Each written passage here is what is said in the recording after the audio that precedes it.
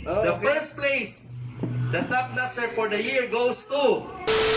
Karon gay, ano ta karon sa pasila kay awal din karon masig kita nakadawat si Are karon kalayan. One eternity later. Ayan ay kayo ha, no? With 142% sa iyang Gentrade performance and 105% sa iyang SMAC performance or 577,363 pesos revenue sa BetMed. And the first place, the top notcher for the year goes to Mr. Kenny Tijada. Grabe ba?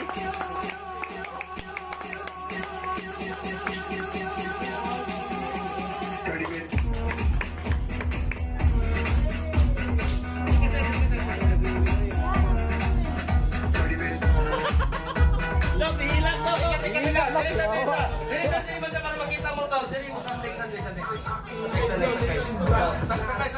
motor nimo. Okay, dili sa natin. Ikabot.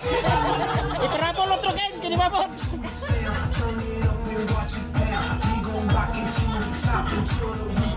Okay, picture dito. Picture isa. Picture niya. Ikaw dito, picture na. Dili mo dyan, Clyde, dili mo Clyde. Kaya kay kid. Congrats.